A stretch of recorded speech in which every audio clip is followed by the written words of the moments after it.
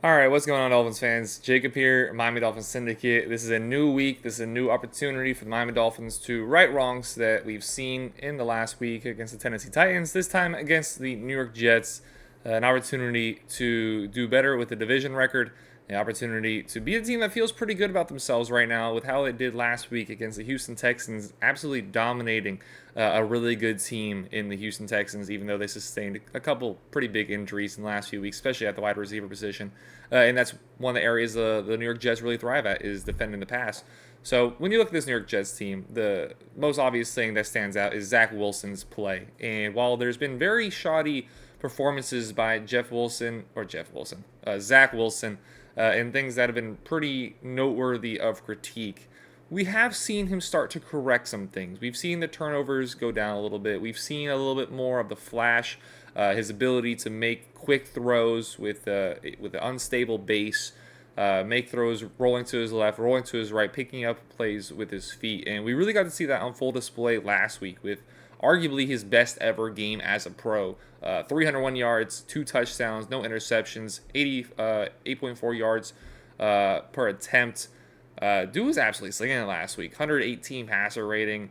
They never really got the ground game going, and Breece Hall he's had a good fantasy year, but he hasn't had a particularly great year as a running back. Only 40 yards and only 79 yards total. But they're they're giving every opportunity for Breece Hall in the passing game, as well as Garrett Wilson, to just get as many yards as possible. Breece Hall takes a lot of checkdowns, and Garrett Wilson, they're not finding him deep downfield. He had 9 catches, 108 yards, just 12 yards per completion last week. But they're just giving every opportunity for their skill players to make big plays. That's all Zach Wilson is currently being asked to do. He's being asked to find those guys. Not really a complex route tree, not a lot of pre-snap motion, not a lot going on, but they're giving him these cookie cutter plays that just trying to give him some momentum, trying to give him some confidence, trying to give the team in general some confidence. They made that decision to go away from Zach Wilson, and that lasted only 2 games. We got to see the Tim Boyle experience on Black Friday, and that was terrible. Their offense only scored 6 points. We beat them 34-13. Part of that was a pick 6, and the only offensive touchdown they had was late in the game. And then against the Atlanta Falcons, another game at home was just a depressing, miserable experience, 13-8. And they go back to Zach Wilson, and again, they dominate the Houston Texans, a team that is everyone's sweetheart right now. C.J. Stroud, they already crowned him Rookie of the Year, and rightfully so. I love what I see from C.J. Stroud and that Texans team in general. They have a defensive-minded coach, so if anything, you expect the offensive side of the ball to struggle this year, which they have, but the defensive side really struggled. I guess the offensive side, they have not struggled. They did this time against the Jets. The defensive side of the ball really struggled, giving up 30 points. Zach Wilson felt very comfortable. He was sacked 4 times, but when there was pressure in his face, he dealt with it really well. He was able to make moves, pick up yards with his feet when asked to, and make plays overall, which is what they wanted him to be when coming out from BYU. He's a playmaker. There's some inconsistencies in his game, but that ability to make plays on his own, they got to see that last week. And this is a team that is so much better with Zach Wilson in the lineup. But there's been a lot of bad this year with the New York Jets, especially on the offensive side of the ball. They have arguably had the worst offense in the entire NFL. They are 29th in points scored this year, 29th in points scored this year. They're a team that they have had a hard time finding the end zone. They are really inefficient once they get to the red zone. They're last in red zone touchdowns. They're almost dead last in red zone attempts. They've done better passing the ball than they have running the ball. That has been one of the more underlying stories, is Breece Hall's inability to take that next step this year. Again, unless you're a fantasy football owner and you just keep taking the checkdowns that he's receiving. The ground game hasn't been there. And obviously Dalvin Cook has been just a colossal failure of assigning a player that a lot of Dolphins fans was really hoping that he was coming over to our side in the preseason. He's done absolutely nothing for them so far this season. 210 yards on the year, 3.2 yards per carry, hasn't found the end zone. And meanwhile, for Breece Hall, 625 yards, 4.3 per carry, 2 rushing touchdowns. But he's actually been more he's been more of a weapon in the receiving game, 8.4 yards per reception and has found the end zone 3 times. So he takes just a lot of checkdowns, and that's what Zach Wilson needs to do to gain some confidence. Find those checkdowns. Find the open guy. Let the offense run. How good is the offense? Probably not that good. The offensive line in front of them has been beat up and struggling all year. They lost Elijah Vera Tucker earlier in the season. Mekhi Becton has never regained that form that we saw from him in his rookie season. And then just more guys in front of him. That offensive line, there's a lot of holes in that line. They allow the third most sacks in the NFL, 55 total sacks so far this season between the 3 quarterbacks that have seen the field for the New York Jets. So you can attack this team. You can attack this offensive line. But with Zach Wilson in there, they're more likely to find some guy that's just coming open, even if it's a check down, which he really excelled at last week against the Houston Texans in a very solid defense. But you just look around this New York Jets offense, and there's just nothing to really like. They're dead last in yards. They're 4th to bottom in total points. They're awful on the ground. They're last in rushing attempts. They're last in rushing touchdowns. They're 30th in rushing yards. Again, bad in the red zone. They're bad. They're last on first down. They're last on third down. Surprisingly, they do very well on fourth down, but it's probably just because they see themselves there so often. This is a very bad offense. But with Zach Wilson, again, he provides a spark. He provides a playmaking ability that even though things have looked grim so far this season, we saw last week the playmaker that he can be for this New York Jets team. But conversely, on defense, it's the complete opposite story. This is the second best defense in the NFL, just behind the Dallas Cowboys. They allow 19.8 points per game, which is good for 8th in the league. Miami Dolphins, we allow the 22nd most points in the NFL so far this season. They're a lot better against the pass. They are second in least amount of pass yards allowed, and that's the combination you get with DJ Reed and Sauce Gardner, 2 of the best corners in the league, arguably the best corner duo in the NFL. They get made fun of a lot for holding or the lack of holding calls against them, which should go, but yeah, you just got to play the game how it's played, and they've been fantastic. When you get down to the red area, they allow the least amount of touchdowns in the red zone. And you're only getting there. You're getting there the 3rd least times any team in the NFL.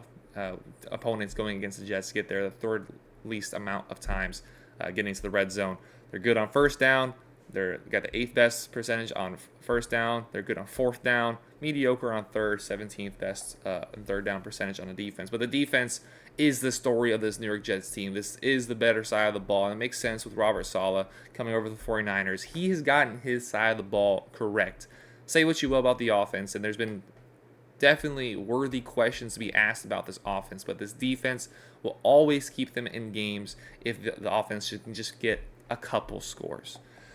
Taking a look at the injury list for both teams, starting off with our Miami Dolphins. It's a lot. It's a lot, and it's a lot that haven't practiced starting off the week on Wednesday. You look at Devon Achane, Teron Armstead, Liam Eichenberg, Deshaun Elliott, Tyreek Hill, Xavier Howard, Robert Hunt, and Raheem Mostert. All did not practice. We so badly need Teron Armstead and Robert Hunt to come back with Connor Williams going down, Eichenberg having to play center.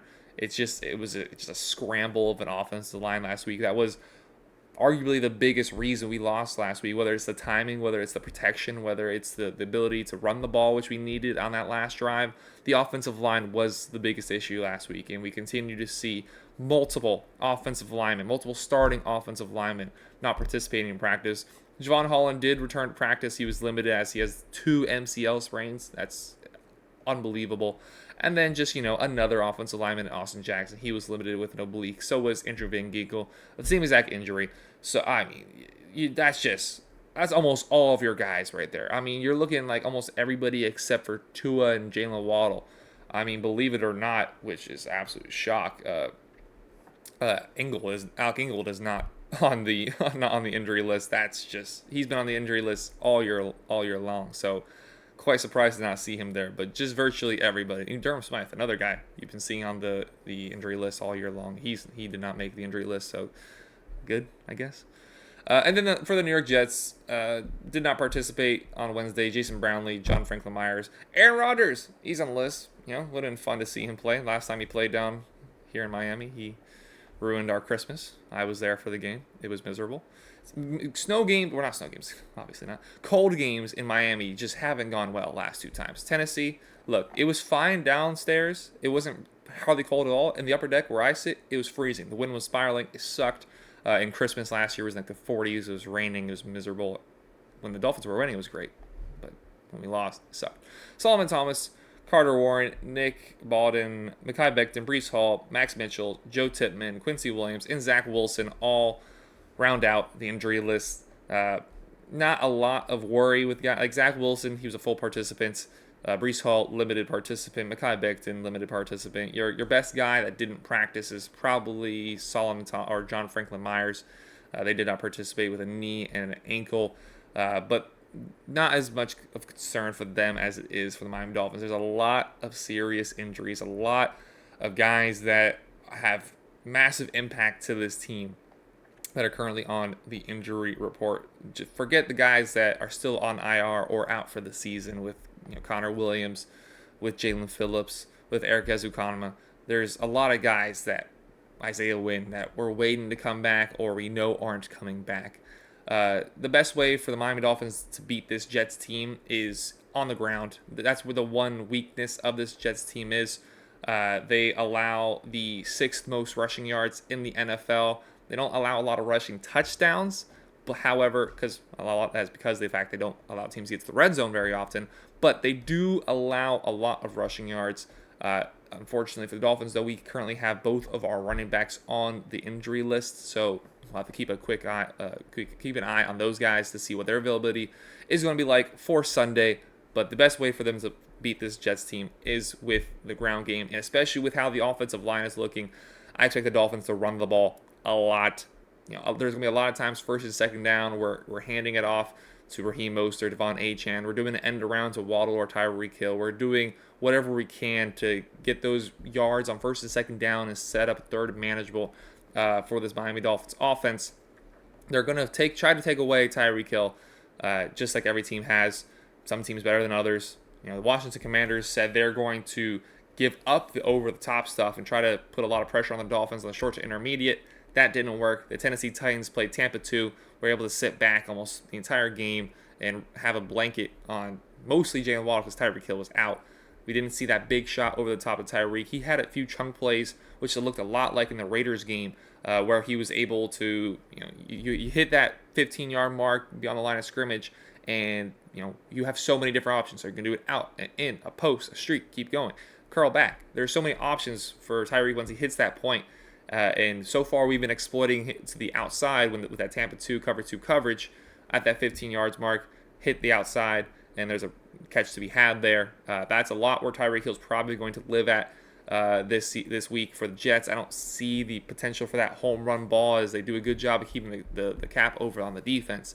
But we need that big play. We need the time of possession probably is going to lean more in favor towards us than it has in previous weeks. It's a massive game. This is a massive, massive game for the Miami Dolphins. This is a must-win game with the 3 arguably most difficult games, or definitely the toughest stretch of games. We're still remaining with the Dallas Cowboys the week after, the Baltimore Ravens, and then the Buffalo Bills. It's a must-win game for the Miami Dolphins this week. I'm going to go with us winning the game. I don't think it's going to be incredibly spectacular. I don't think it's going to be a fireworks show. I'm going to go Miami Dolphins 20-17. Let me know your comments down below, or your thoughts down below in the comments. Give me your score predictions. Let me know what you think of the game. Let me know what you think about your levels of positivity coming to this game if you're a Miami Dolphins fan. I know it's very difficult to be positive right now. So let us know your thoughts down below in the comments. Make sure to hit that like button, subscribe. Appreciate y'all very much for watching. Have a great rest of your day. Go Dolphins.